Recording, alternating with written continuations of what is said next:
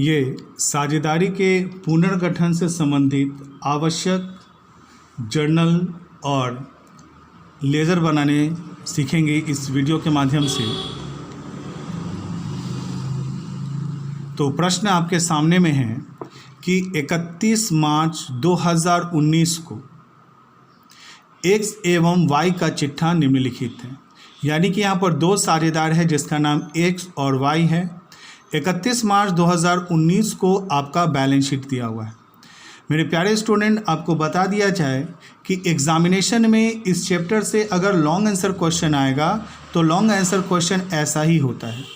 तो अब इस प्रश्न को देखकर आप घबराएंगे नहीं कि ऐसा प्रश्न कैसा आ गया।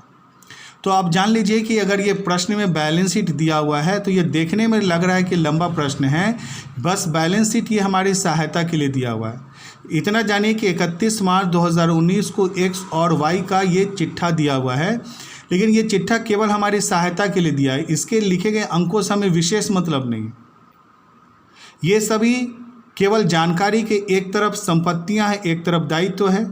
यानी x और y की जो बैलेंस शीट है जिसमें उसके पास इतनी संपत्तियां और इतने दायित्व, प्रश्न इससे नहीं बनाए जाते। प्रश्न जो नीचे अतिरिक्त सूचनाएं आप देख रहे हैं इसके आधार पर बनाया जाता है। इसको पढ़ते समय अगर हमें ज़रूरत पड़ेगी तो हम इसका सहयोग लेंगे, नहीं पड़ेगी तो इसके सहयोग हम नहीं लेंगे। इसलिए जब भी प्रश्न में बैलेंस शीट देखे तो आपको उससे डरने की ज़रूरत नहीं करिए। बैलेंस शीट दे दिया, अब इतना बड़ा है, बस समझ लीजिए बैलेंस शीट दिया हुआ है तो बस ये जानकारी है कि एक तरफ इसके पास इतनी संपत्ति और इतने तरफ दायित्व। प्रश्न बैलेंस शीट से नहीं बनाए जाते, प्रश्न बनाए जाते यहाँ जो नीचे समायोजन लिखा हुआ है इसके आधार पर। समायोजन पढ़ने के समय अगर हमें ज़रूरत पड़ेगी तो हम इसका प्रयोग करेंगे, नहीं पड़ेगी तो नहीं। तो अब फिर से मैं रिपीट कर दूँ कि अभी जो हम लोग प्रश्न पढ़ रहे हैं वो साझेदारी के पुनर्गठन के संबंध में है। अभी इसका सवाल हम लोग इस प्रकार है कि 31 मार्च 2019 को x एवं y का चिट्ठा निम्न प्रकार है। तो यहाँ पर बैलेंस शीट दिया हुआ है, करना क्या है तो बैलेंस शीट को देख के कुछ पता नहीं चलेगा। तो हम आगे बढ़ते हैं। तो आगे यहाँ पर देख रहे हैं कि लिख रहा है कि साझेदार 3 और 2 के अनुपात में लाभ हानि का विभाजन करते हैं। 1 अप्रैल 2019 से वे लाभ हानि को बराबर बराबर बांटने के लिए सहमत होते हैं। तो जैसे ही ये लाइन लिखा हुआ है आपको पता चल गया कि जो दो साझेदार x और y है वह 3 और 2 के अनुपात में लाभ हानि का विभाजन करते थे, लेकिन 1 अप्रैल 2019 से वे लाभ और हानि को बराबर बराबर बांटने के लिए सहमत हुए। यानी कि समझौता में यहाँ परिवर्तन हो गया कि पहले समझौते के अनुसार 3 और 2 अनुपात था, परंतु अब वह समझौते को चेंज करके बराबर बराबर बांटने के लिए सहमत हो गए। तो आपको पता चल गया कि साझेदारी का पुनर्गठन हुआ है। किसके वजह से पुनर्गठन हुआ है तो लाभ हानि विभाजन अनुपात में परिवर्तन के कारण। तो कभी भी प्रश्न में पुनर्गठन हुआ ऐसा लिखा हुआ रहता है और कभी कभी नहीं लिखा हुआ रहता है, लेकिन प्रश्न पढ़ने से ही आपको पता चल जाएगा कि यहाँ पर दो साझेदार x और y है जो 3 और 2 के अनुपात में लाभ हानि का विभाजन करते हैं। 1 अप्रैल 2019 से वे लाभ हानि को बराबर बराबर बांटने के लिए सहमत हुए, यानी कि लाभ विभाजन अनुपात में परिवर्तन हुआ। और आप ये अच्छे तरह से जानते हैं कि लाभ हानि विभाजन अनुपात में परिवर्तन होना साझेदारी का पुनर्गठन कहलाता है। तो यहाँ पर साझेदारी का पुनर्गठन हो गया। और अब आप ये जानते हैं कि जब भी साझेदारी का पुनर्गठन होता है तो प्रश्न में लिखा हुआ रहे या ना लिखा रहे, हम सबसे पहले पुराना संचय, पुराना लाभ हानि या पुराना ख्याति को साझेदारों के बीच में बांट देते हैं और उसके बाद देखते हैं कि क्या इस प्रश्न में पुनर्मूल्यांकन हुआ है। अगर हाँ तो हम पुनर्मूल्यांकन का एंट्री करते हैं। तो आगे बढ़िए कि इस उद्देश्य के लिए निम्नलिखित पर सहमति हुई। क्या सहमति हुई कि भवन को 1,20,000 पर मूल्यांकित किया जाना है। तो अब यहाँ से हमें बैलेंस शीट की ज़रूरत पड़ेगी। क्या लिख रहा है, भवन को 1,20,000 पर मूल्यांकित किया जाना है। तो भवन को 1,20,000 पर जब मूल्यांकन करेंगे तो ये बढ़ रहा है या घट रहा है हमें पता चल रहा है नहीं। पीछे के सवाल जब हम बनाए थे तो उसमें लिखा हुआ रहता था कि इसका पुस्तकीय मूल्य इतना है और रिवाइज्ड मूल्य इतना है, तो हम समझ जाते थे बढ़ा या घटा। लेकिन यहाँ लिख रहा है कि भवन को 1,20,000 पर मूल्यांकित किया जाना है, तो भवन का मूल्य बढ़ा या घटा में पता नहीं है। तो ये कहाँ से पता चलेगा, बैलेंस शीट में। तो देखिए बैलेंस शीट में बिल्डिंग कितने लिखी हुई है, 80,000, यानी कि इसका मूल्य था 80,000, किंतु अब इसका मूल्यांकन करके कीमत कितनी हो रही, 1,20,000, यानी कि संपत्ति के मूल्य में वृद्धि हो रही है। तो यहाँ पर एसेट्स में इंक्रीज यानी कि वृद्धि हो रही है, तो हम लोग पहला एंट्री बनाएंगे संपत्ति के मूल्य में वृद्धि होने पर। ठीक है। दूसरा लिख रहा है कि फर्नीचर का चालू मूल्य 45,000 पर लिया जाना है, यानी फर्नीचर का जो वैल्यू है उसको चालू समय यानी वर्तमान में 45,000 पर लिया जाना है। अब इसका मूल्य बढ़ा या घटा कैसे पता चलेगा, तो फिर हम सहायता लेंगे किसकी, बैलेंस शीट की। तो बैलेंस शीट में देखिए कि आपका फर्नीचर जो है कितना दिया हुआ, 30,000, और अब इसका मूल्य कितना लगाया जा रहा है, 45,000, यानी यहाँ पर भी संपत्ति के मूल्य में क्या हो रही है, वृद्धि। तो यहाँ पर भी फर्नीचर एसेट्स है और इसके मूल्य में वृद्धि हो रही है, यानी संपत्ति के मूल्य में वृद्धि। अब हम लोग यहाँ पर लिखेंगे देनदार, यानी देनदार का इंग्लिश क्या होता है, डेब्टर। तो डेब्टर पर 10% की दर से संदिग्ध ऋणों के लिए आयोजन किया जाना है। तो डेब्टर हमारा कितना है, तो डेब्टर है हमारा 50,000। इस 50,000 का कितना प्रतिशत बोला, 10%। तो 50,000 का 10% क्या होता है, 5,000। तो देनदारों पर 10% और देनदार हमारा कितना है, 50,000। 50,000 का 10% कितना होगा, 5,000।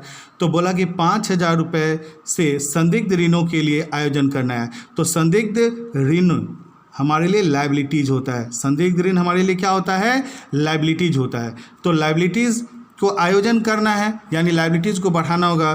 तो यहाँ पर लायबिलिटीज़ जो है वो मेरा इंक्रीज कर रहा है। इसके बाद लिख रहा है आगे में कि आयोजन किया जाना है और आवश्यक जर्नल एवं लेजर खाते बनाइए। प्रश्न यहीं पर क्या हो गया, खत्म हो गया। तो अब देखिए कि ये जो पूरी बैलेंस शीट हमें दी गई है उसमें मैंने पहले ही कहा कि बैलेंस शीट से हमें सवाल बनाना नहीं है, सवाल हमें बनाना है किससे, इस अतिरिक्त सूचना से। तो अतिरिक्त सूचना में जो चीज़ रहेगा हमको उतना ही से मतलब है। तो यहाँ भवन 1,20,000, तो हमें यहाँ पर भवन से मतलब है।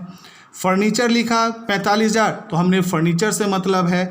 डेब्टर लिखा 10%, तो हमको डेब्टर से मतलब है। लेकिन इस प्रश्न में स्टॉक भी लिखा हुआ है, इससे कोई मतलब नहीं है।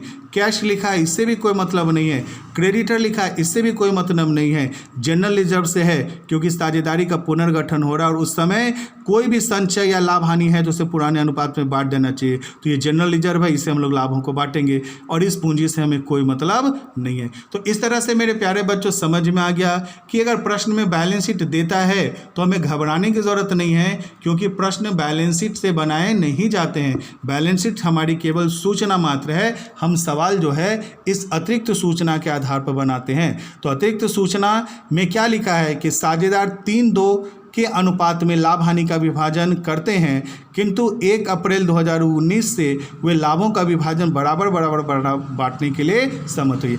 यानी कि लाभ हानि विभाजन अनुपात में परिवर्तन हो रहा है, और आप जानते हैं कि लाभ हानि विभाजन अनुपात में अगर परिवर्तन होता है तो साझेदारी का पुनर्गठन हो जाता है। और साझेदारी का पुनर्गठन के समय में अगर प्रश्न में कहीं पर भी संचय, लाभ हानि, पुराना ख्याति या कोई भी संचय है तो उसे साझेदारों के बीच में बांट देना चाहिए। तो अभी आपने तुरंत बैलेंस शीट पढ़ा और उसमें देखा कि जनरल रिजर्व 10,000 है, तो हम सबसे पहला काम करेंगे कि 10,000 रुपये जनरल रिजर्व को साझेदारों के बीच में बांट देंगे। ये प्रश्न में नहीं लिखा हुआ है, लेकिन फिर भी हम पहला काम करेंगे कि जनरल रिजर्व को प्रश्न में बांट देंगे। अब दूसरा काम क्या है कि अगर पुनर्मूल्यांकन हुआ है तो उसका एंट्री करेंगे, नहीं हुआ है तो नहीं करेंगे। तो दूसरा देखिए लिख रहा है कि इस उद्देश्य के लिए निम्नलिखित पर सहमति हुई।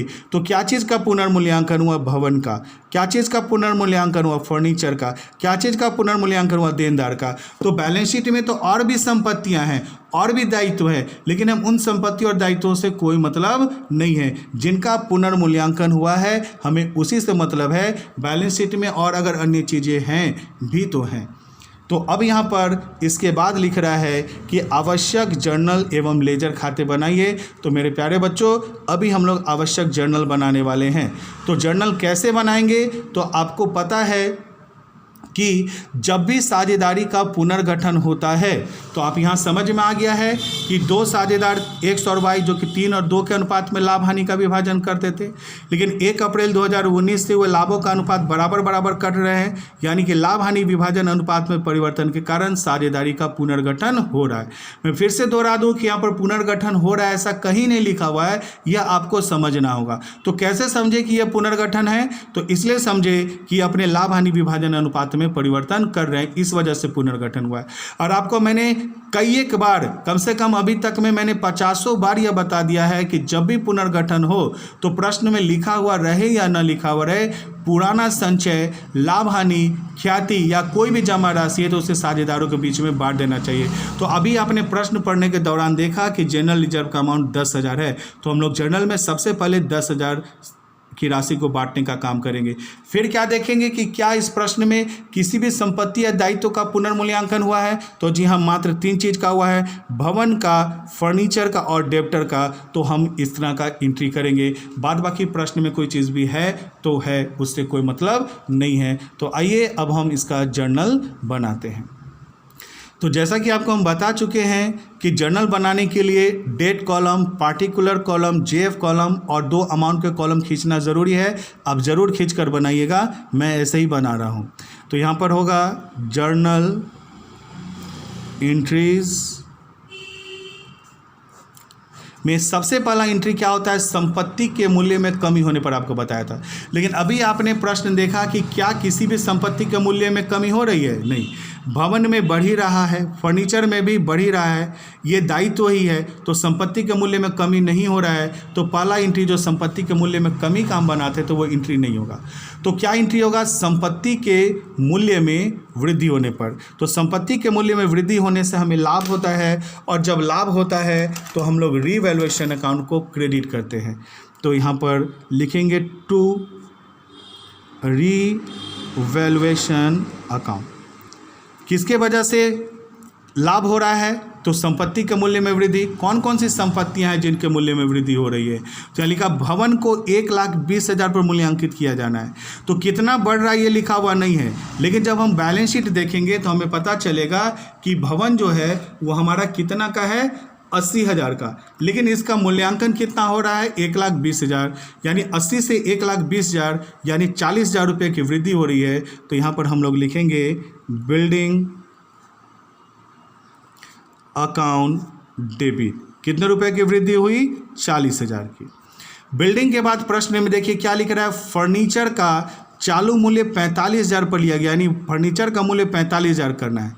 तो कितना बढ़ रहा है या घट रहा हमें पता नहीं चला। तो फिर कहाँ पहुँचेंगे, बैलेंस शीट। तो बैलेंस शीट में पहुँचिए। तो बैलेंस शीट में जब पहुँचेगा तो फर्नीचर कितने का है, 30, और वृद्धि होकर के कितना हो रहा है, 45, यानी 15,000 रुपये की वृद्धि हो रही है। लाभ होगा तो रीवैल्यूएशन को क्रेडिट करते किसके वजह से, तो फर्नीचर के वजह से। यहाँ हो जाएगा फर्नीचर अकाउंट डेबिट, और यहाँ पर 15,000। तो पहला एंट्री होता है संपत्ति के मूल्य में कमी होने पर। हम लोगों ने प्रश्न को पढ़कर देखा कि कोई भी संपत्ति के मूल्य में कमी नहीं हो रही, तो नई एंट्री बनाए। दूसरा होता है संपत्ति के मूल्य में वृद्धि होने पर। तो जी हाँ, भवन और फर्नीचर के मूल्य में वृद्धि हो रहा है। भवन और वृद्धि होना हमारे लिए लाभ है, किसके वजह से, तो मूल्य में वृद्धि की वजह से यहाँ पर। इसलिए हम लोग यहाँ पर रीवैल्यूएशन को क्रेडिट किए हैं। कौन कौन से, बिल्डिंग 40,000 और फर्नीचर 15,000 कंप्लीट हो गया। संपत्ति के बाद हम लोग बनाते हैं दायित्व का। फिर बनाएंगे दायित्व के मूल्य में वृद्धि होने पर। तो दायित्व के मूल्य में वृद्धि हो रहा है तो देखिए देनदार पर 10% की दर से। तो देनदार एसेट्स है, लेकिन उस पर 10% की दर से संदिग्ध ऋण के लिए प्रावधान का आयोजन। तो किसके लिए प्रावधान का आयोजन बोला, संदिग्ध ऋण के लिए। और संदिग्ध ऋण हमारे लिए लायबिलिटीज होता है, और संदिग्ध ऋण के लिए आयोजन करेंगे। जब संदिग्ध ऋण के लिए 10% आयोजन करेंगे तो संदिग्ध ऋण बढ़ेगा, यानी दायित्व में वृद्धि होगी। और दायित्व में वृद्धि होना हमारे लिए हानि कहलाता है। और जब हानि होता है तो हम लोग रीवैल्यूएशन को क्या करते हैं, डेबिट। तो हानि होने पर हम लोग डेबिट करते हैं, क्योंकि हम सभी जानते हैं कि हानि का बैलेंस डेबिट होता है। तो यहाँ होगा रीवैल्यूएशन अकाउंट डेबिट। 2 किसके वजह से डेबिट हुआ, तो प्रोविज़न संदिग्ध ऋण के लिए। संदिग्ध ऋण का इंग्लिश होता है प्रोविज़न फॉर बैड डेब्ट। संदिग्ध ऋण का क्या होता है, प्रोविज़न फॉर बैड डेब्ट। अब इसकी अमाउंट कितना है, तो बोला कि देनदार पर 10%। तो देनदार आपका कितना है, 50,000। 50,000 का 10% निकालिएगा तो आपके पास कितना आएगा, 5,000। तो डेबिट में 5,000 हुआ तो क्रेडिट में भी 5,000 होगा। इधर 40 और 10 15 कितना हो जाएगा, 55,000। तो यहाँ लिखिएगा 55,000। तो अभी हम लोगों ने दूसरी एंट्री बना दी है दायित्व के मूल्य में वृद्धि होने पर। चौथा एंट्री बनाना है दायित्व के मूल्य में कमी होने पर, तो ऐसा कोई दायित्व बचा ही नहीं है जिसके मूल्य में कमी हो रही है। तो 3 चीज़ का ही पुनर्मूल्यांकन हुआ था और तीनों की हमने एंट्री कर दी। तो अब यहाँ पर ये प्रश्न यहीं पर क्या हो जाता है, समाप्त हो जाता है। तो मेरे प्यारे स्टूडेंट, आपको समझ में आ गया कि यहाँ पर लाभ हानि विभाजन अनुपात में परिवर्तन के कारण साझेदारी का पुनर्गठन हुआ। और जब भी साझेदारी का पुनर्गठन होता है तो हम सबसे पहले पुराना संचय या पुराना लाभ हानि को बांट देते हैं, जो कि अभी हम इस प्रश्न में है परंतु हमने बांटा नहीं है, तो हमें इसे बांटना चाहिए। तो कोई ज़रूरी नहीं कि हम इसकी एंट्री पहले करें, हम इसकी एंट्री लास्ट में भी कर सकते हैं। तो इसकी एंट्री हम लोग लास्ट में करेंगे। तो यहाँ पर हम लोगों ने पुनर्मूल्यांकन कर दिया। अब हमें देखना है कि इस पुनर्मूल्यांकन से हमें लाभ हुआ है या हानि। तो सबसे पहले यहाँ पर क्रेडिट हुआ है, तो क्रेडिट को जोड़ दीजिए। तो हम लोग यहाँ पर नीचे में लिखेंगे रीवैल्यूएशन क्रेडिट, फिर हम लोग यहाँ लिखेंगे रीवैल्यूएशन डेबिट। तो यहाँ पर रीवैल्यूएशन का क्रेडिट हुआ यानी कि लाभ हुआ है कितना रुपया, 55,000। और रीवैल्यूएशन का डेबिट हुआ यानी कि हानि हुआ कितना रुपया, 5,000। फिर हम दोनों के बीच क्या निकालते हैं, डिफरेंस। तो यहाँ 55,000 बड़ा इसलिए ऊपर में लिखिए और ये क्या है, क्रेडिट। और ये 5,000 छोटा है इसलिए नीचे में लिखिए 5,000, ये क्या है, डेबिट। अब 55,000 में से 5,000 जब आप घटाएंगे तो आपके पास कितना अमाउंट आएगा, 50,000। अब दोनों में क्रेडिट और डेबिट में बड़ा कौन है, तो क्रेडिट बड़ा है। और क्रेडिट जब बड़ा होता है तो लाभ होता है। अब जानते हैं कि लाभ का बैलेंस क्रेडिट है, जब इसे बांटेंगे तो क्या हो जाएगा, डेबिट। तो इसलिए यहाँ पर रीवैल्यूएशन अकाउंट डेबिट लिखाएगा। क्यों लिखाएगा, क्योंकि ये जो लाभ हुआ है ये लाभ किसके वजह से हुआ है, तो पुनर्मूल्यांकन के वजह से लाभ हुआ है। लाभ का बैलेंस होता है क्रेडिट, तो इसे बांटेंगे तो क्या हो जाएगा, डेबिट। तो लेकिन यहाँ पर रीवैल्यूएशन क्यों लिखे, क्योंकि ये लाभ रीवैल्यूएशन के वजह से हुआ है। तो रीवैल्यूएशन अकाउंट डेबिट टू, इस लाभ को किसे बांटते हैं, साझेदारों के बीच। क्या नाम है, एक्स कैपिटल। तो आप यहाँ लिखेंगे एक्स कैपिटल अकाउंट, फिर यहाँ लिखेंगे टू वाइज कैपिटल अकाउंट। और यहाँ पर लाभ जो हुआ है हमारा कितना हुआ है, 50,000। तो हम लोग यहाँ लिखेंगे 50,000। अब आपको मालूम है इस 50,000 की राशि को हम लोग किस रेशियो में बांटते हैं, तो ओल्ड रेशियो में। और ओल्ड रेशियो आपका कितना है, बोला कि बराबर बराबर बांटने के लिए सहमत हुई, यानी नया है। तो पुराना अनुपात कितना है, 3:2। तो इस बांट दीजिए 50,000 को, तो यहाँ लिखाएगा लाभ का अनुपात है 3:2।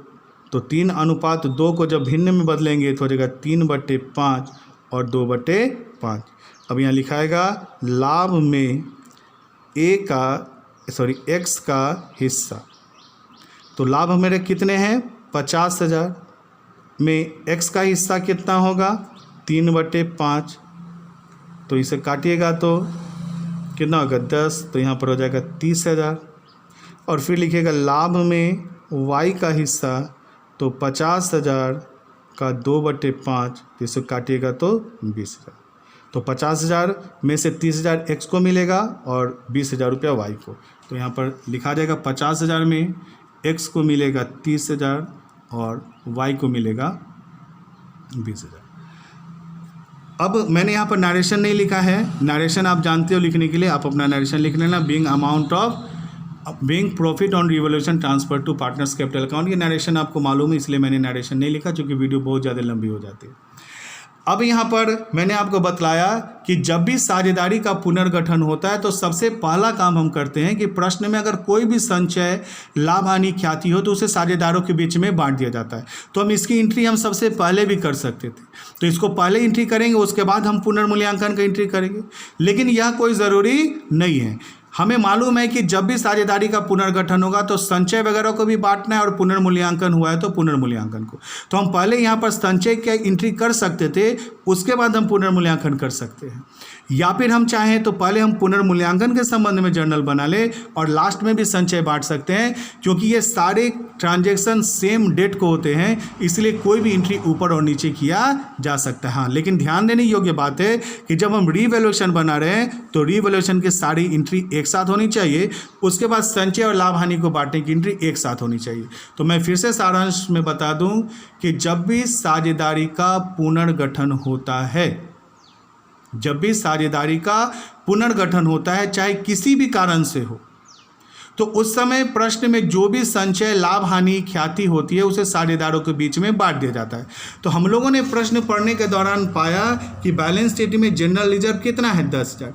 तो इस 10,000 रुपये की राशि को जर्नल बनाते समय हम सबसे पहले एंट्री कर सकते थे, उसके बाद हम पुनर्मूल्यांकन का एंट्री करते। लेकिन हम चाहें तो पहले पुनर्मूल्यांकन का एंट्री कर सकते हैं, उसके बाद हम संचय को बांटेंगे। तो हम सभी जानते हैं कि संचय लाभ का हिस्सा है और लाभ का बैलेंस होता है क्रेडिट। जब बांटेंगे तो क्या हो जाएगा? डेबिट। तो हम लोग यहाँ लिखेंगे general reserve account debit to, किसके बीच बांटेंगे? साझेदारों के बीच। तो यहाँ हो जाएगा X capital account to Y's capital account, और डायरेक्शन यहाँ पर लिख सकते हो आप, being amount of general reserve transfer to partners capital account. और उम्मीद करते हैं कि ये नरेशन तो आपको मालूम ही है। अब इस जो जनरल रिजर्व है वो कितना है? 10,000। अब इसको साझेदारों के बीच में बांटना है, तो आपको मालूम है कि ये पुराना संचय और ये ओल्ड रेशियो में ही बांटा जाएगा। तो 10,000 में फिर यहाँ पर लिख सकते हैं संचय में एक्स का हिस्सा। तो संचय है हमारा 10,000, इसका अनुपात बांटने का कितना है? 3/5। तो 3 जब 5 कीजिएगा तो 5 दूना 10, तो यहाँ हो जाएगा 6,000। फिर यहाँ लिखिएगा संचय में वाई का हिस्सा, तो यहाँ हो जाएगा 10,000, उसका 2/5 कीजिएगा तो यहाँ हो जाएगा 4,000। इस तरह से यहाँ पर लाभ में संचय में एक्स का हिस्सा 6,000 होगा और वाई का हिस्सा 4,000 होगा। इस तरह से मेरे प्यारे बच्चों आपने यह जर्नल बनाने सीख लिया। तो इस क्वेश्चन के माध्यम से मेरा आप लोगों को समझाने का उद्देश्य यह था कि जब भी साझेदारी का पुनर्गठन हो चाहे किसी भी कारण से हो, तो इस प्रश्न में क्या चीज़ के वजह से पुनर्गठन हुआ है? तो लाभ हानि विभाजन अनुपात में परिवर्तन के कारण। कैसे? तो हम लोगों ने प्रश्न में यहाँ देख ही लिया कि 2 साझेदार एक्स वाई 3 और 2 के अनुपात में लाभ हानि का विभाजन करते थे, लेकिन 1 अप्रैल 2019 से वो लाभों को बराबर बराबर बांटने के लिए सहमत हुए। तो आपको इस प्रश्न में पता है कि कहीं पर भी पुनर्गठन शब्द लिखा हुआ नहीं है, लेकिन लाभ हानि विभाजन अनुपात में परिवर्तन हो रहा है। और आप जानते हैं कि लाभ हानि विभाजन अनुपात में परिवर्तन होना साझेदारी फर्म का पुनर्गठन कहलाता है। और जब भी पुनर्गठन होगा तो हमें 2 काम करने हैं। पहला काम क्या करना है कि पुराना संचय, पुराना लाभ हानि या कोई भी ख्याति उसे साझेदारों के बीच में बांट देना है। तो हम उसे सबसे पहले भी बांट सकते हैं और सबसे लास्ट में भी बांट सकते हैं। तो हमने यहाँ पर लास्ट में बांटने का काम किया। फिर दूसरा काम क्या करते हैं कि अगर प्रश्न में पुनर्मूल्यांकन हुआ है तो आपने देखा कि प्रश्न में केवल 3 ही चीज़ का पुनर्मूल्यांकन हुआ, भवन, फर्नीचर और डेब्टर। अब इसका मूल्य बढ़ रहा है कि घट रहा है, इसके लिए हमें बैलेंस शीट की सहायता लेनी पड़ी। तो हम लोगों ने देखा कि बैलेंस शीट केवल हमारी सहायता के लिए होती है, बैलेंस शीट से सवाल बनाया नहीं जाता है। तो हम लोग बैलेंस शीट में देखिए भवन 1,20,000 मूल्यांकित हुआ है, लेकिन बढ़ रहा है कि घट रहा है, तो इसके लिए हमें बैलेंस शीट को देखना पड़ा। जब बैलेंस शीट में देखिए कि भवन 80,000 है और उसकी कीमत 1,20,000 हो रही, यानी कि मूल्य में वृद्धि, तो हम लोग यहाँ पर वृद्धि करने का एंट्री किया। तो आप समझ गए कि पहले हम लोग संचय का एंट्री करेंगे, फिर हम लोग पुनर्मूल्यांकन करेंगे, या फिर हम चाहें तो हम सबसे पहले पुनर्मूल्यांकन का एंट्री कर देंगे और बाद में फिर हम लोग संचय की एंट्री करेंगे। लेकिन 2 तरह की एंट्री करने पड़ेंगे। पहला, पुराना संचय, पुराना लाभ हानि ख्याति को साझेदारों के बीच में बांटकर फिर हम पुनर्मूल्यांकन हुआ है तो पुनर्मूल्यांकन करेंगे। लेकिन किसका पुनर्मूल्यांकन करेंगे? उसी का जिसका समायोजन में लिखा हुआ है। बाद बाकी चीज़ें जैसे स्टॉक, डेब्टर, कैश, ये सब बचा हुआ है, लेकिन इससे हमें कोई मतलब नहीं है। तो मेरे प्यारे बच्चों आज के लिए इतना ही। उम्मीद करते हैं कि आपको ये सारे वीडियो समझ में आ रहे होंगे। आज के लिए इतना ही।